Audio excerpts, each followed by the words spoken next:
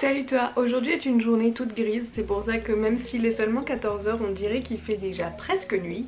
Le moment idéal pour faire quelque chose de manuel pour s'occuper, et aujourd'hui je vais faire un shampoing solide. Oui, j'ai déjà fait des shampoings solides l'an dernier. J'étais en train d'éditer cette vidéo quand soudain, fichier corrompu, il me manque la moitié de l'intro. Bref, ce que je disais la dernière fois, c'est que la recette que je vais utiliser aujourd'hui, je l'ai trouvée sur le site planète0déchet.fr et que comme d'habitude, le lien vers la recette de base se trouvera dans la barre d'infos. Et que la dernière fois, du coup, j'avais fait des shampoings solides, il m'en reste un.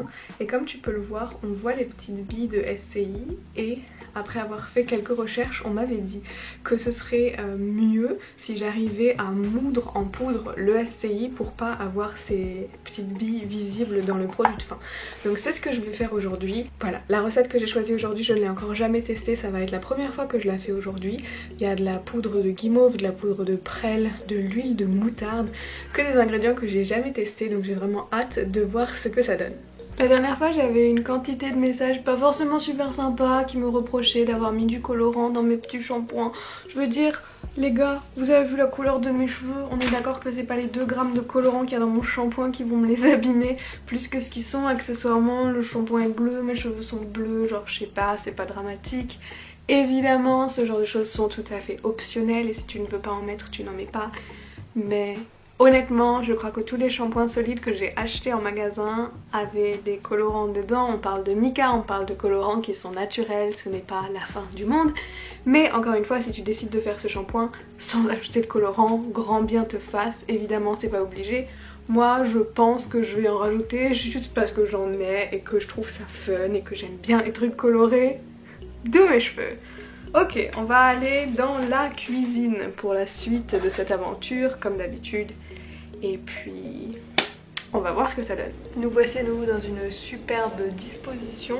J'ai mesuré ici mon huile de coco et mon huile de moutarde, donc 10 grammes de chaque. Là, j'ai mon SCI que je vais réduire en poudre avec cet engin de torture là. On va mettre ça au bain-marie et quand tout ça ensemble ce sera homogène, on rajoutera les 2 poudres restantes, donc la poudre de prêle et la poudre de guimauve, ainsi que le lait végétal et les gouttes d'huile essentielle. Ok, c'est un plan, c'est un projet, on va réussir à faire ça.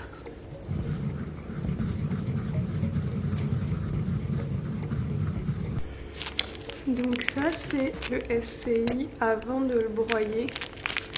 Je sais pas si tu vois, mais c'est plein de petites billes en fait. Et ça, c'est comment il est maintenant que je l'ai broyé. Donc c'est beaucoup plus de la poudre. Et oui, j'ai mon reste d'huile de coco sur ma cuillère, mais vu que de toute façon je vais les mélanger ensemble tout de suite, c'est pas super dramatique. Et je pense pas spécialement à le dire à chaque fois, mais le SCI, surtout quand tu le réduis à l'état de poudre, c'est quelque chose de très très volatile. Donc laisse pas ton nez au-dessus, ne laisse pas tes yeux au-dessus, parce que c'est vraiment des particules toutes fines qui vont entrer par tous les trous de ton visage, et c'est pas ce que tu veux. Oh, vous allez être content. L'huile de moutarde, ça rend un truc tellement jaune que je crois que je vais même pas avoir besoin de rajouter du colorant. Mais ça, je vais le mettre au bain-marie maintenant. Et pendant ce temps, je vais mesurer la suite de mes ingrédients. Donc, je vais utiliser du lait d'avoine, simplement parce que c'est celui qui est entamé dans le frigo et que la recette ne précisait pas forcément ce qu'il fallait. 15 grammes, c'est vraiment pas beaucoup, genre à peine le tout fond de ma verrine. Et là-dedans, je vais rajouter du coup la poudre de prêle et la poudre de guimauve. Pour la poudre de guimauve, le sachet le plus petit que j'ai trouvé, c'en est un de 100 grammes et il va me falloir 5 grammes. Donc j'espère que je vais bien aimer cette recette et que ça va devenir mon nouveau shampoing préféré. Et la poudre de prêle, c'est un sachet de 50 grammes. Encore une fois, genre quasiment tous mes ingrédients ont été trouvés chez Aromazone parce que c'est le plus facile pour tout avoir au même endroit. La poudre de prêle, c'est un peu kaki comme ça. Je crois que ça va ruiner ma jolie couleur jaune. De quelle couleur va être la poudre de guimauve? Je ne saurais même pas définir cette couleur. Ça c'est la couleur de la poudre de guimauve. C'est pas blanc, c'est genre blanc cassé ou beige. Ok, on va mélanger tout ça ensemble. Ça fait beaucoup de poudre pour pas beaucoup de liquide avec seulement 15 grammes de lait. Et ça devient tout genre marron pas beau. Ok, j'ai enlevé ça du bain-marie. Ça a une couleur absolument magnifique et ça a une couleur absolument dégueulasse. Mais maintenant il est temps de mélanger les deux. À mon grand regret qu'on se le dise.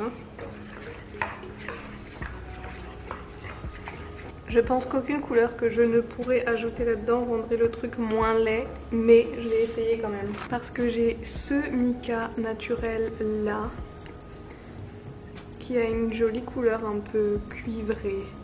Et je me dis que si j'en rajoute peut-être un tout petit peu, si je peux le mettre sur ma peau dans mes savons, je vois pas pourquoi je peux pas le mettre dans mes cheveux. Ça n'a pas vraiment aidé notre problème. Ok, il est temps de rajouter les huiles essentielles. J'ai ce petit coffret. Et dans ce petit coffret, il y a ylang ylang juste ici. Et on a dit 15 gouttes de ça. 1, 3, 4, 5, 7, 8, 9, 10, 11, 12. Et on mélange.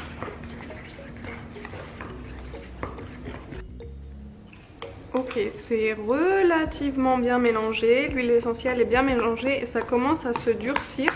Donc je vais vite le mettre dans le moule. Ok, ça fait beaucoup pour un moule mais pas assez pour 2 moules.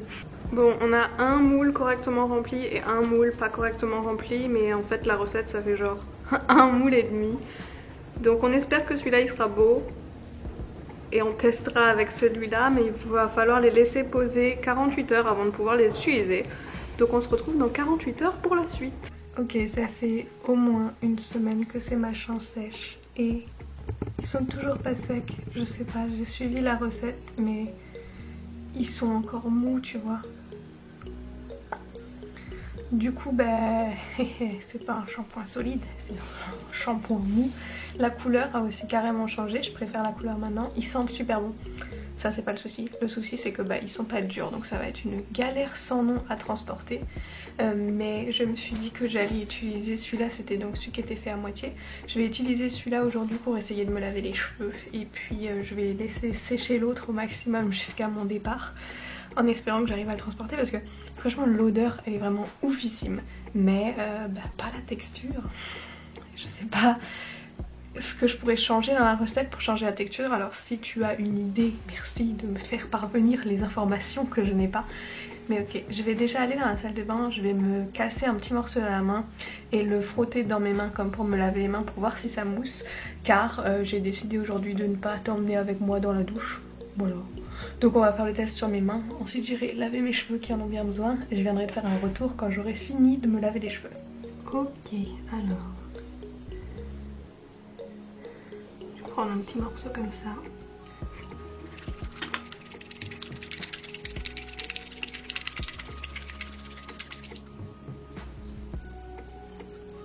Plutôt prometteur. Ok, je vais me doucher, je reviens. Ok, je viens de me laver les cheveux. Je les ai brossés quand ils étaient déjà à moitié en train de sécher, d'où la touffe que j'ai sur la tête actuellement. Mais je dois dire que j'ai apprécié ce shampoing plus que ce que j'aurais pensé. J'ai fini sous la douche par pas seulement couper un morceau mais vraiment utiliser le bloc de shampoing et j'ai trouvé ça pas mal. Le seul truc c'est que j'essayais vraiment activement de penser à pas genre le presser entre mes doigts mais à le tenir vraiment tout délicatement pour pas en fait le déformer. Mais je dois dire que je l'aime beaucoup. Je suis un peu déçue par le fait qu'il soit pas totalement solide, surtout que comme ça fait déjà plus d'une semaine que j'attends, à mon avis il va pas se solidifier plus que ce qu'il est là. J'ai pensé à le mettre genre au-dessus de la cheminée en espérant que ça le fasse se solidifier, mais je pense pas non plus parce que comme il y a de l'huile de coco à l'intérieur, au contraire ça le ferait probablement fondre. Donc je sais pas exactement. En tout cas j'aime beaucoup l'odeur et je pense que c'est le mélange moutarde et ylang ylang que j'aime bien. Donc je vais voir pour potentiellement la prochaine fois trouver une autre recette. Surtout parce qu'il me reste pas mal d'huile de moutarde, qu'il me reste encore le flacon d'ylang ylang et il me reste aussi de la poudre de guimauve et de la poudre de prêle. Donc en termes d'ingrédients j'aurais bien aimé trouver en fait exactement la bonne composition pour que ça fonctionne pour moi, pour que ça se solidifie.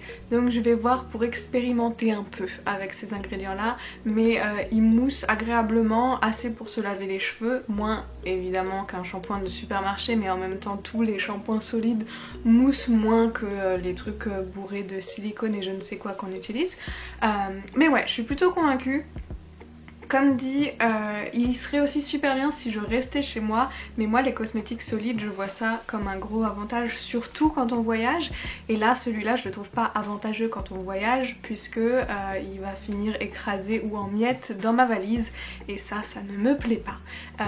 Mais bon, si c'était pour rester chez moi ce serait super cool, parce que je le poserais dans un coin et au final je m'en fous qu'il soit super dur ou qu'il soit un peu mou. Mais voilà, si tu as aimé cette vidéo, ou si tu as toi une recette fétiche de shampoing solide que tu veux me partager, je t'invite à me la laisser dans les commentaires. Si tu veux voir d'autres vidéos du genre, je t'invite à cliquer sur celle qui s'affiche autour de moi à l'écran. Dans tous les cas, on arrivera bien à se retrouver quelque part sur internet, j'ai absolument aucun doute là-dessus. Alors je te fais de gros bisous et je te dis à très vite. Bye!